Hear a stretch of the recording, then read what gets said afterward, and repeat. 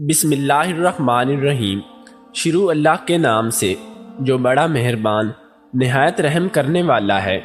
زبیر اپنی سگی بہن کو قتل کرنے کے جرم میں جیل میں قید تھا۔ وہ اس وقت جیل کے اندر اپنی بیرک میں نماز کے دوران حالت رکوع میں تھا جب پیچھے سے آنے والے بزرگ قیدی نے ٹھڈا مار کر اسے گرا دیا اور یہ کہتے ہوئے آگے بڑھ گیا تھا کہ تیرے جیسوں کی کوئی نماز نہیں ہوتی۔ زبیر دوبارہ اٹھا اور وہیں سے نماز شروع کر دی تھی۔ آپ بھی سنیے زبیر کی کہانی، اس کی زبانی۔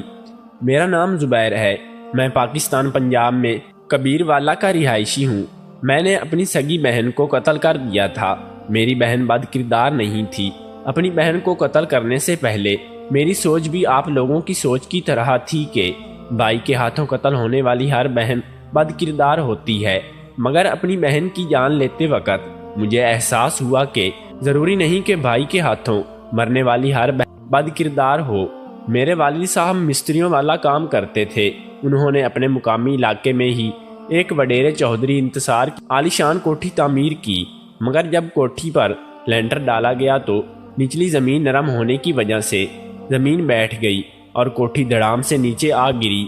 انتصار نے میرے والد صاحب پر الزام عائد کرتے ہوئے کہا کہ میں نے کوٹھی کے لیے جو سیمنٹ اور باقی میٹیریل منگوایا تھا وہ تم نے آدھے سے زائد باہر بیچ دیا ہے۔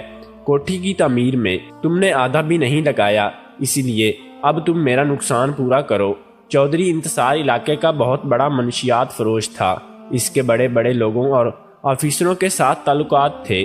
پولیس والے اس کے ذاتی ملازم لگتے تھے، لہٰذا چودھری انتصار نے میرے والد صاحب کو گھر سے اٹھوا کر اپنے ڈیرے پر منگوا لیا اور لوگوں کے سامنے میرے والد صاحب کو برہنہ کر کے الٹا لٹکایا، لوگوں سے تشدد کروانا شروع کر دیا۔ میرے والد صاحب بالکل برہنہ حالت میں تشدد سہتے سہتے اپنی بے بسی پر پھوٹ پھوٹ کر رو پڑے، مگر چودھری انتصار اور اس کے ظالم ساتھیوں کو میرے والد صاحب پر ترس نہ آیا۔ آخر کار میرے والد صاحب نے 3 دنوں میں آدھا قرض واپس کرنے کی حامی بھر لی تو ان کی جان چھوٹی۔ اپنا گھر اور زمین بیچ کر جتنے پیسے ملے وہ چودھری انتصار کو دیے، جبکہ باقی پیسے جلد دینے کا وعدہ کیا اور اپنے کسی جاننے والے کے ذریعے گردہ بیچ کر باقی کے پیسے بھی چودھری انتصار کو ادا کر دیے۔ پیسے ادا کرنے کے بعد بھی ہمیں سکون نصیب نہ ہوا اور کسی نے چودھری انتصار کے سامنے جھوٹ بول دیا کہ میرے والد صاحب نے پولیس میں چودھری انتصار کے خلاف شکایت درج کروائی ہے۔ چودھری انتصار نے اپنی طاقت کے گھمنڈ میں میرے والد صاحب کو پھر ڈیرے پر منگوا لیا اور بے تحاشا تشدد کا نشانہ بنایا۔ دونوں بازو اور ٹانگیں توڑ دیں، جسم کی اور بھی کئی ہڈیاں ٹوٹ گئی۔ میرے والد صاحب جب 3 ماہ ہسپتال میں رہنے کے بعد چل بسے، میری ماں نے میڈیکل بنوا کر FIR درج کروا دی۔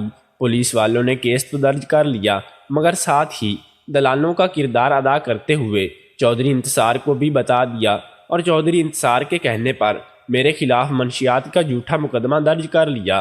مجھ پر جھوٹا مقدمہ ہونے کے باوجود پولیس نے میرے گھر پر اسی وقت ریڈ کر دی، جبکہ قاتل ہونے کے باوجود چودھری انتصار کو پوچھا بھی نہیں۔ میں گھر سے فرار ہو گیا تو میری ماں اور بہن کو اٹھوا کر تھانے لے گئے۔ مقامی سفید پوش اور خدا ترس لوگوں نے پولیس والوں سے میری ماں اور بہن کی جان چھڑائی۔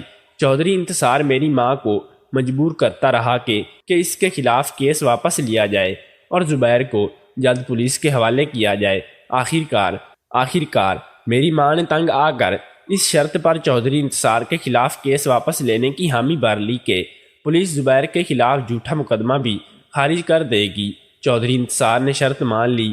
یوں میری ماں نے پولیس اور عدالت کے سامنے چودھری انتصار کو معاف کر دیا، مگر میری ماں نے بیان دلوانے کے بعد چودھری انتصار نے اپنی شرط سے مکرتے ہوئے میری ماں سے کہا کہ بد چلن عورت، میں تمہیں عبرت کا نشانہ بنا کر چھوڑوں گا تاکہ دوبارہ کبھی کوئی چودھری انتصار کے سامنے کھڑے ہونے کی جرت نہ کر سکے۔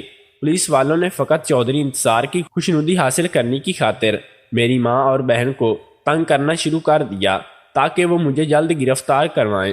اسی دوران ایک بار میری ماں اور بہن بازار سے واپس آ رہی تھی کہ دن دہاڑے بھرے پڑے راستے میں چودھری انتصار کے بیٹے نے کچھ گنڈوں کے ساتھ مل کر میری بہن پر تشدد کیا۔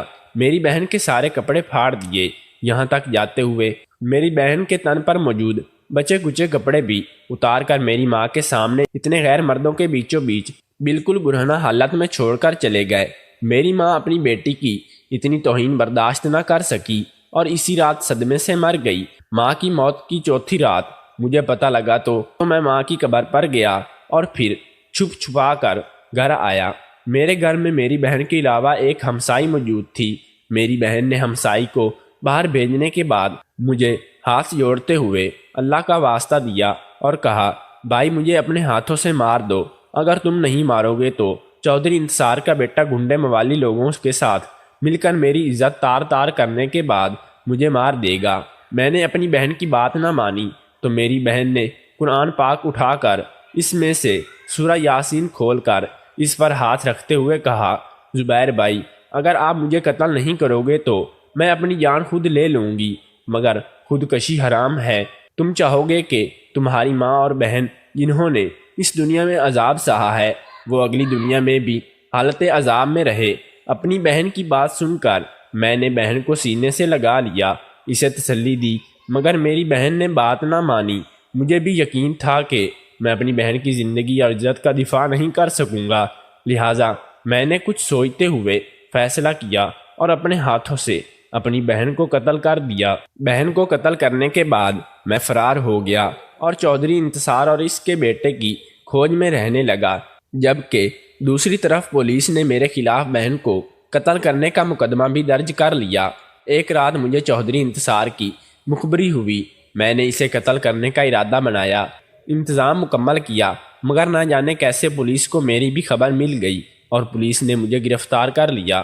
پولیس نے چودھری انتصار کے کہنے پر مجھے سردیوں کی راتوں میں برہنہ کر کے باہر کھڑا رکھا، میرے ساتھ جانوروں سے بدتر سلوک کیا۔ آخر کار عدالت نے مجھے منشیات کے کیس میں بری کر دیا، جبکہ بہن کو قتل کرنے کے کیس میں عمر قید کی سزا سنا دی۔ جیل میں لوگ مجھ سے اس لیے منتفر ہیں کہ کہتے ہیں کہ میری بہن بد چلن تھی اسی لیے میں نے مار دی، حالانکہ معاشرے کی حقیقت یہ ہے کہ بد چلن بہن جب تک خود نہ چاہے اس کا بھائی یا باپ جیل نہیں آیا کرتا۔ یہ لوگ نہ میرے ساتھ مل کر کھاتے ہیں، نہ مجھے مسجد میں نماز پڑھنے دیتے ہیں، نہ ہی اپنے برابر سونے دیتے ہیں۔ میں یہاں ہی جوتوں والی جگہ پر سوتا ہوں اور یہاں مناسب جگہ دیکھ کر نماز پڑھ لیتا ہوں۔ چودھری انتصار کے متعلق پوچھنے پر زبیر نے بتایا کہ چودھری انتصار کا بیٹا اپنی محبوبہ کو ملنے کے چکر میں قتل ہو گیا تھا، جبکہ چودھری انتصار کی بیٹی گھر سے فرار ہو گئی ہے اور آج تک نہیں مل سکی۔ چودھری انتصار خود نابینا ہو چکا ہے، اس کی بیوی نے اس کی دستخط وغیرہ لے کر ساری زمین اپنے بھائیوں کے نام کروا دی ہے اور چودھری انتصار ایک فلاحی ادارے میں چلا گیا ہے، جہاں اسے دو